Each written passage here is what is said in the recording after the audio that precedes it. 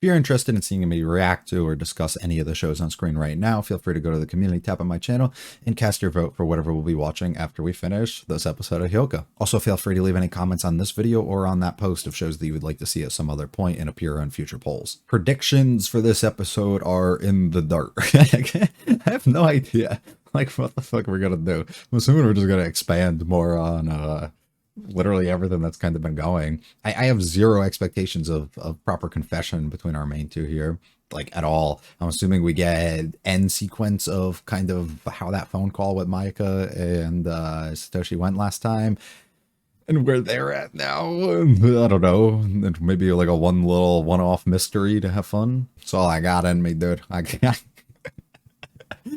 got no idea. If you like it all, like and subscribe to it a lot to me, feel free to stick around for the discussion. After the discussion, I'll be giving my overall thoughts and a rating on the series as a whole. Let's get going though with the series finale of Hyouka, episode 22. I never have any. The whole calendar's empty.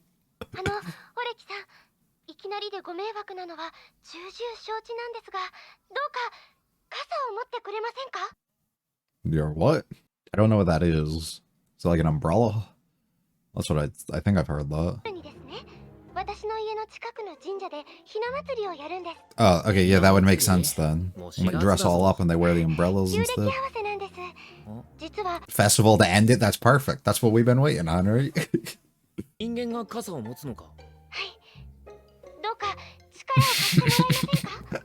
to see her dress.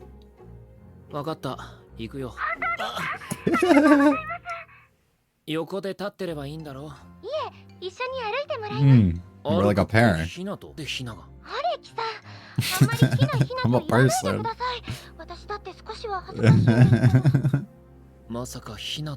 Yes. How did he not get that? What? I bet she'll look fucking stunning though, so this will be worth it. Wow, how pretty.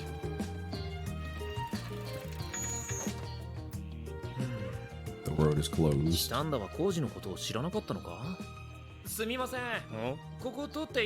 No, absolutely not. I'm gonna fall through. Where the fuck does I don't know where I am. They just walk away.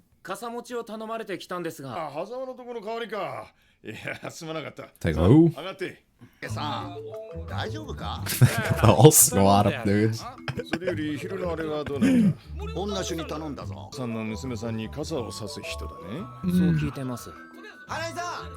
As far as I'm aware, that's what I'm doing. Who are you?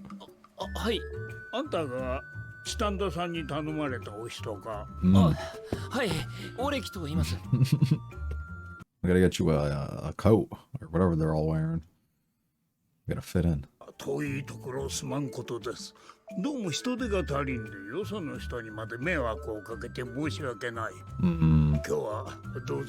No, he's welcome. You know, he's happy. Ah. How sweet of everybody. Wow, respectful. First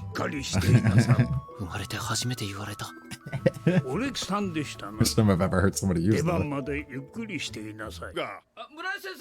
I'd be so uncomfortable if I was him. Like, I know he said earlier he can't get comfortable, but like I just would be uncomfortable being here.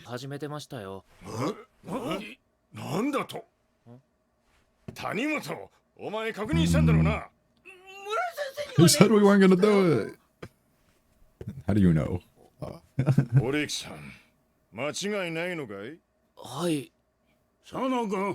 Oh no, what if he's wrong though? What if they actually don't?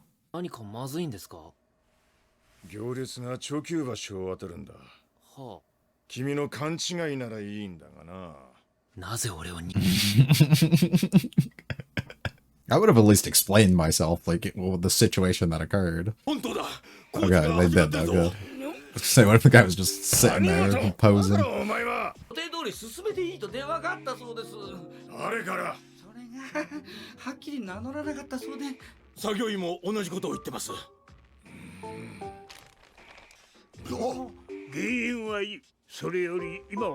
We have to map out a new course しますか。こう川の東側を行って帰って。Just a loop back through. Yeah. なあ、一体西橋まで行って戻って西側の道を。行列を倍も歩かせるのは無理だ。だったら橋の中間まで行って折り返して西側の。テレビの前でそんないい加減なことできるか。Nobody's ever happy. You come up with an idea then. 渡って茅橋まで戻ってくれば元のルートよりちょっと長くなるだけですみま It's せ a ん。 long time though. It's a long. オレキさんとおっしゃる方はいますかね。はい、なんでしょチタンダさんの娘さんが呼んでます。 Perfect. さあ。She wants him. オレキさんですね。う。あ、Uh-oh. Uh-oh. すみません。 The reveal. 何があったのか話してください。もうあまり時間がありません。 But it seems like they got it sorted though. もうお願いできますか。あ、先方の宮司には私から話をします。氏子総代には父から電話をするよう頼んでみます。そうお伝えください。それだけでいいのか。それだけで Okay. That doesn't offer us a solution though. という話なんですが。Who became the middleman of all of this? じゃあ頼もうか。 Are we gonna meet the parents? That'd be interesting. The chaos, bro. Holy fuck. それにめったに見られん行列だからわざわざ帰省してきたんだ。役になったら見物できない。 I really like this guy's voice. I gotta look up his VA after this. ああ、どうだ。似合わんな。同感です。 Culture is oozing off. そう。 Man, well, how do you think girls who wear skirts all the time feel, alright? In the middle of the winter. イリス先輩。 Oh.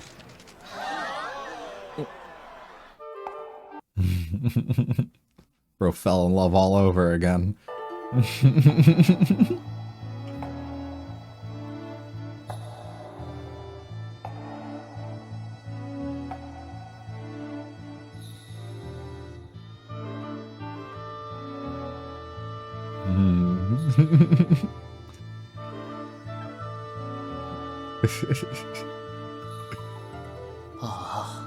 So trippy the way they're doing this. My eyes are going crazy. よくない。これはよくない。 Bro's realizing. Coming to terms. なんとしても俺はここに来るべきではなかった。俺の省エネ主義が致命的に脅かされ。 Yeah, absolutely. Also, this bridge is way better than the other one, I'm just saying. Look at the color that's coming into your life, brother. Oh my god. Everything ain't gray now, huh? It's so beautiful. Holy. なんだが見えない。気になる。気になる。もし今紅を刺し目を伏せているチタンダを正面から見られたら、それはどんなにか。宝太郎。 Oh. Aww. やってなかったよ。 That looked good. I like that. 台無しだったわ。言いたい放題だな。 They do.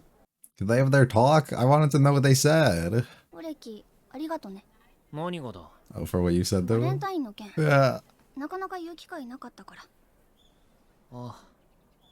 どうだその後。まあ、それなりに。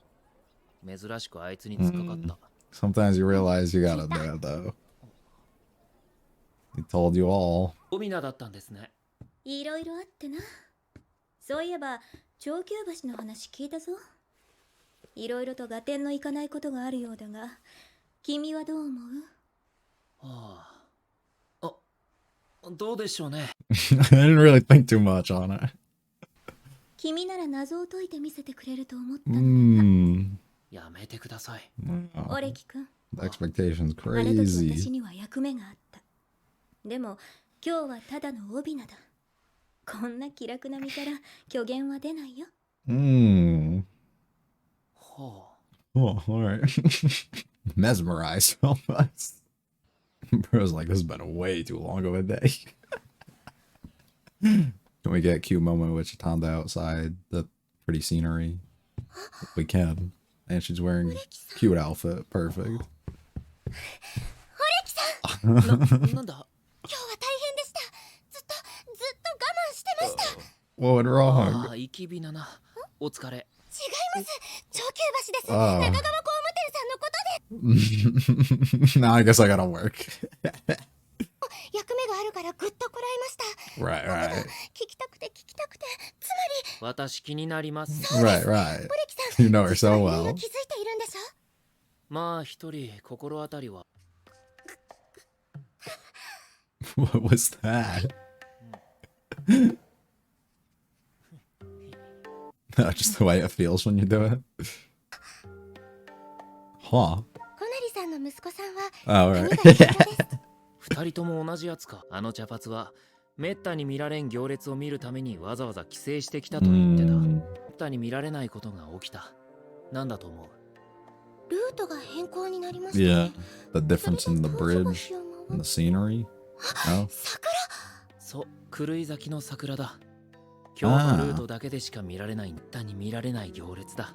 Ah. そんなことのために。そうでもないさ。Yeah, it was well worth. 平気でいられる人が小成さんの息子さんしか思いつかなかった。Wow. で Wow. もオレキさんの話を聞いて納得しました。というと？小成さんの息子さんは写真家になるのが夢なんだそう。 That tracks perfectly. So he needed to see that. He needed this. あ、それで。Respectable. 珍しい景色が撮りたかったんです。 Yeah. この辺りは南北に分かれていました。 Hmm. 北が私たちの村、南が別の村で土地争いや水争いもあったようで。 That's why they were talking about the east and west or whatever it was beforehand. でもそういうチャンネルがある人はあまりいないんです。そこでお前の出番か。 Yep. Because we an upper family over here. 南に入れますから。 Mm-hmm. なるほど。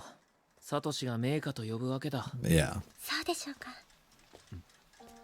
小さな世界じゃないですか。神山市の北、どんなルートをたどっても私の終着点はここなんです。文系にした。私は理系にしました。そうか。この役割を果たしたいと思っています。そのための方法をずっと考えています。価値の高い作物を作ることでみんなで豊かになる方法。もう一つは経営的戦略眼で生産を効率化し、みんなで貧しくならない方法。 So 私は very 結局前者を選ぶことにしました。 very put そ together のための理 person. 系選択か。 Yeah. はい。確かに後の方はあまりお前に。 She doesn't either. 会社経営には向いていません。 Yeah. そうだな。そう思う。Mm. It's a little harsh to say, but I respect it. 見てください、オレキさん。ここが私の場所です。水と土しかありません。人もだんだん老い疲れてきています。私はここを最高に美しいとは思いません。可能性に満ちているとも思っていません。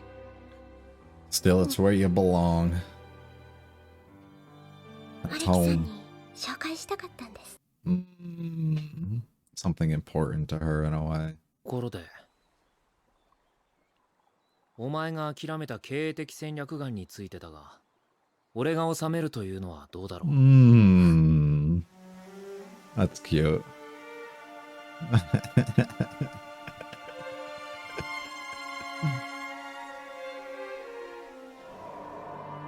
あ、 Oh. 何ですか？いや、 Oh. I wish he said it. こんな気持ちだったんだろうか。寒くなってきたな。 Well, we get to see it anyways. The hair goes crazy.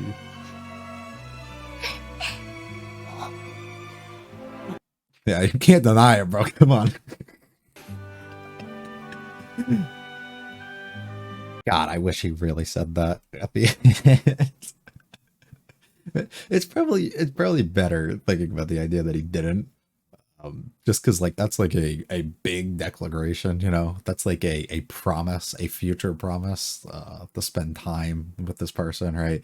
To be with this person. It's practically a proposal almost. Damn there, it feels like. But like my brain, you know, going crazy over fictional characters and wanting, you know, successful romances and non cliffhanger endings and non, you know, leaving you, I guess, unsatisfied in the way that you're not going to get proper ending or recognition almost for the romance that you want. It really hurts. It hurts, you know. But I guess the recognition comes enough of being able to see Ariki's life essentially in this episode become realized, of the grayness falling out of it, the rose tint and the real color, especially coming into his life, being brought in specifically through Chitanda throughout the entirety of the series at this point, and almost acceptance to himself there behind the idea that he actually put it in his head and thought almost for a second that he would say that. I think that speaks volumes for kind of where he's at and what he's doing. And as far as I'm concerned, there's plenty more for them to still adapt, or at least maybe not adapt, who knows, but at least within the novels, right? So more like this could have progressed itself further along at some point, but man, that would have been so good. It's such a good line and good way for him to do that. I thought that would have been so fire. I was a little put off by that, but so that's all right. That's all right. I like the episode a lot, though.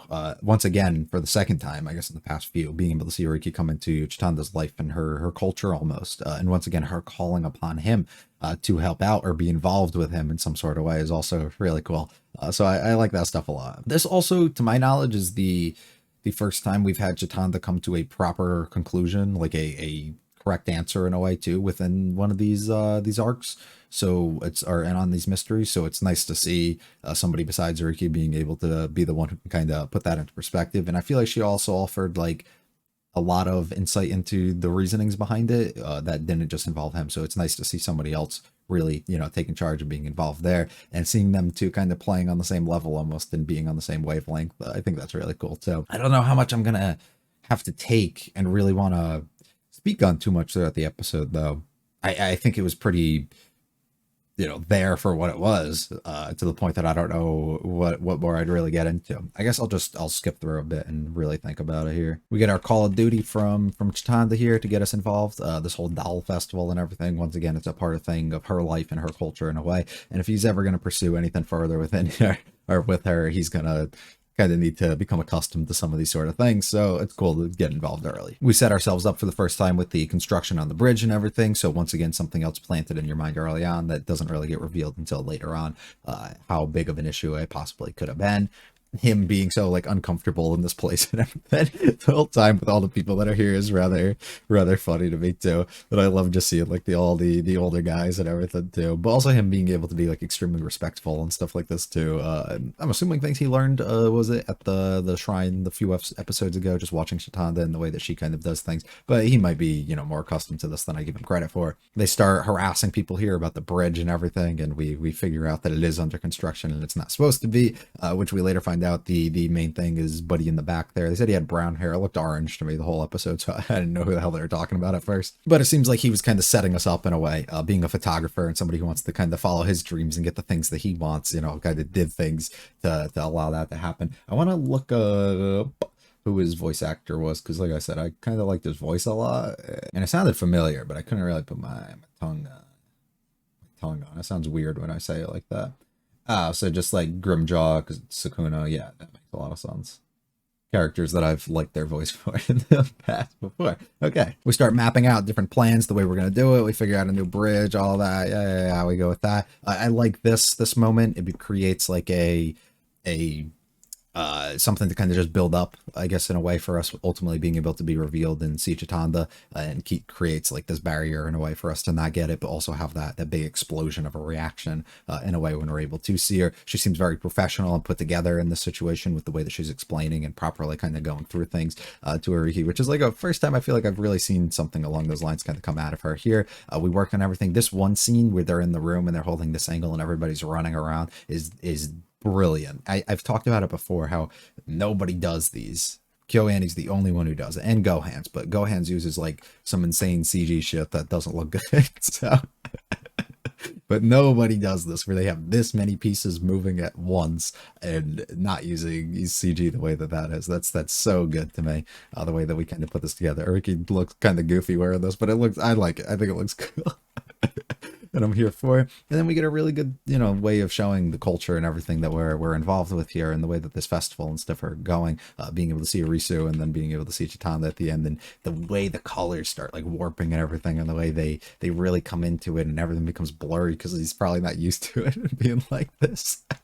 And the way that it's all like layered upon each other, it looks so good. And I think it's a really, really excellent way for them to do it, and really showcase how much his life has really changed from the opening scenes. I'd have to go back and watch. I only have the second half of the series downloaded, but I'd have to go back and look at the beginning half and see like if the way we kind of intro and open our way into it is very like toned down and gray in comparison to the ending almost, which I think would be probably spot on for what I'm thinking. I love how these two kind of came. I have a problem still with their relationship, the lack of kind of not giving us an ending or giving us an answer exactly as to where the things regarding the last episode went. I think you guys might try and make an argument that it's implied that it went a certain way or certain things happened, and I think it is to an extent, but I think to be more clear and vocal about the situation would have been a bit more preferred on my end. With this whole scene here and her kind of thanking him, which I think is a really sweet moment of her kind of just taking appreciation for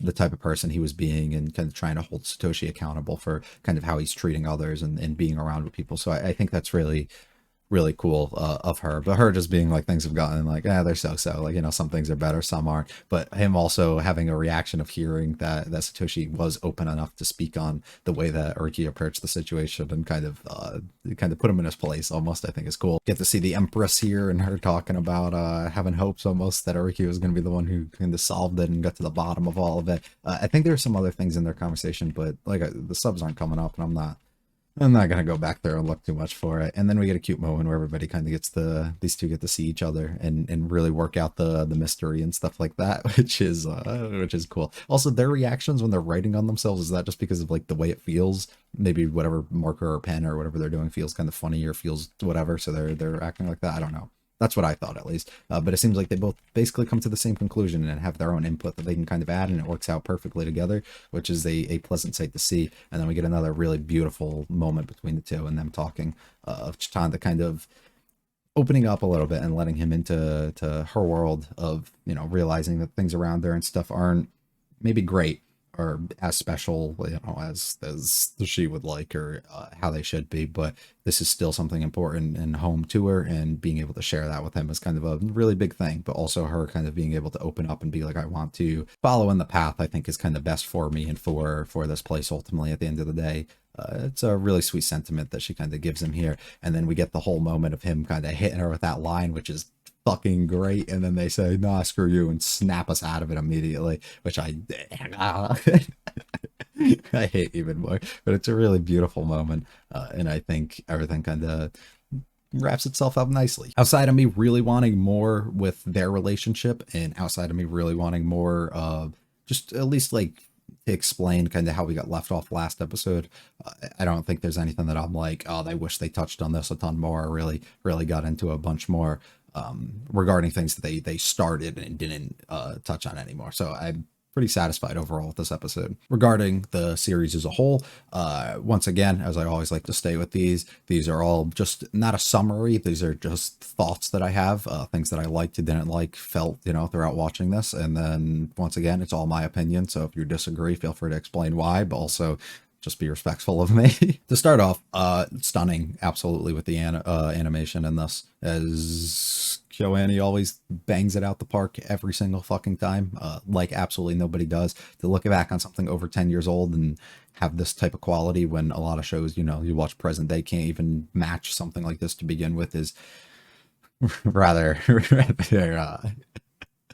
it's very telling, I would say, for the industry and a lot of the priorities in a way that some of these companies kind of go about things. That also could just be that a lot of the budget and things for shows that do look visually good go towards things that are a bit more action heavy and a bit more mainstream in that sense. So something like this to look that good, is a bit more difficult to find nowadays, which is why I'm so thankful for like studios like Cloverworks actually starting to produce some like really quality things in the more slice of life or simplistic rom-com or whatever genre that they're trying to go down, with things like Dress Up Darling or Bocchi to Rock, where they kind of look really, really good for in comparison to how those shows typically turn out. But yeah, that absolute 10 for that category once again, as they always do. The only moment of downgrade within the series that I noticed was just the 11.5 episode, which is usually just because not enough resources usually get put into OVAs and specials and stuff like that, so you don't expect the quality to be as good. And that's the only one that it was really noticeable, where it was like, this doesn't look as good as you would typically expect. The characters themselves, this is like one of those that typically a lot of people have issues with the way I take these things. I didn't care for most of them, to be fair. I thought Chitanda was like the cutest thing ever, but like outside of that, there wasn't much that I was like thrilled by. I like the take on Ariki and the type of character he was, though. To be fair, while he's not typically the type of character that I gravitate towards and would view as like something I really enjoy or really like, because he's really not. I can definitely see the likability in him, but I can also really appreciate the way that they write him in a way that is similar to others that I've seen before, for the way that they might act or think or kind of approach things. Also, just like not write him as like this all like knowing kind of person, as other shows have done with similar type characters, and allow you to kind of feel maybe a bit more sense of him being kind of just a real normal high school kid, right? Like this. And I feel like a lot of shows kind of miss on that. And I also think they do a really good job at writing characters to be very smart within the series and not make the other ones seem overly smart or overly dumb, I guess I should be saying, where a lot of shows typically go down that route, where they typically, when you're trying to solve things or have somebody be like the person who might like outsmart somebody or whatever the case might be, right? When you have those types of shows, you typically have your main character be that guy who can really figure things out, and everybody else around them, instead of you making them seem like they're smart, you make everybody else just kind of seem dumb. And that's how I always take those characters, where in this show, I didn't feel that for a second, where I was like, this person's just dumb and like they can't, like I never once, I don't think there's a single character that can come up in mind where I'm like, they're not intelligent in the slightest, or that they were completely, I guess, outmatched by Ariki. Well, they kind of were in like Satoshi's situation in ways that you might want to look at it.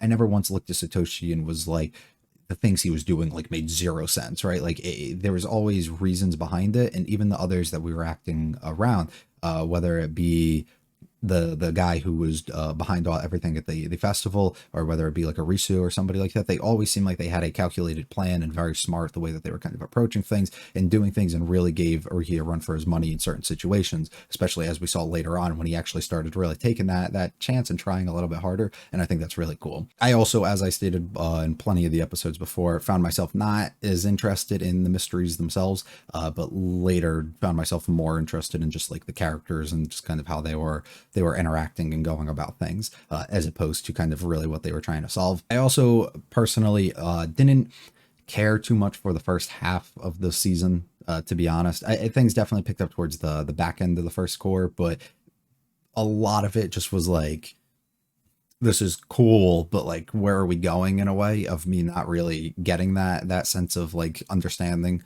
or feeling that same sort of fulfillment, I guess, that I was hoping for or expecting going throughout this, that I felt really started coming to life, starting when the festival arc started and all the single episodes and stuff that we got in that second core itself, I think really started showcasing itself and coming to life. And I really started gaining a lot of an interest in the characters, and what exactly was going on within this world and the story. And I think that is a really good way for them to kind of do it. I mean, that typically happens a lot with a lot of shows, where maybe the intro, like the beginning half of it, isn't as interesting as what happens later, because they have to build towards it. And I definitely get that. But in the genre in which this is in, I feel like that's not as difficult of a thing to start off with. And for me, I wasn't as like instantly captured in a way. And it actually took me a little bit to really get going, unfortunately, on the way it was. Another thing, I wasn't that big a fan of the idea that this felt very novel like, where that's a common criticism with shows, where you can usually tell if they're like a light novel or just a novel if they're an adaptation of one of those,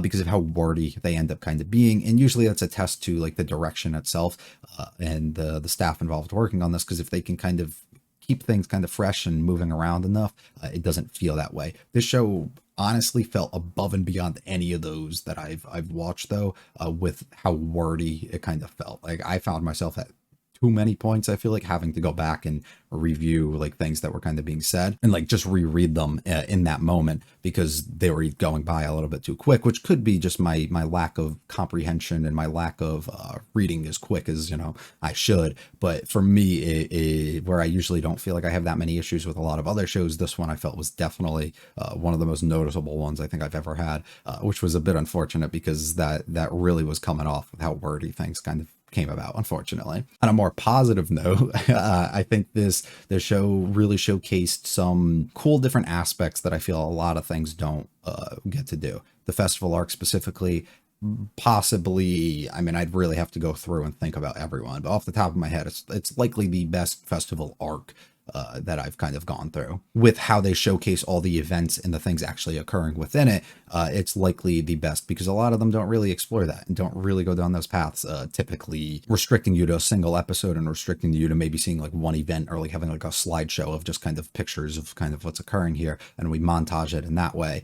But this one actually having a full fleshed out arc and actually allowing you to see people like Chitanda run around and experience things, and actually hold shows and stuff where Satoshi's participating, and then the cooking competition where everybody's in. And those are things I feel like you don't really get a lot. And I really appreciated them kind of doing that. And I think that's why it makes it better than like all the other ones. I think the only one I would say I liked more would just be the conclusion for season 3 of Love is War. And that's only because of just the way the climax and the way that all kind of came about. But this one does it a lot better in regards to actually showcasing the things within the festival and the way that things are kind of and how these characters are experiencing all this like for the first time probably, and actually seeing their experiences going through and participating in events and just getting caught up in all of the excitement and the energy and everything that's involved in it. And I think that's really special. They do a good job of also showcasing, I feel like, culture with stuff, where we've seen a few of the episodes specifically going around like with the shrines and everything, and talking about the way that Chitanda's family is, and having these different family dynamics and stuff that they set up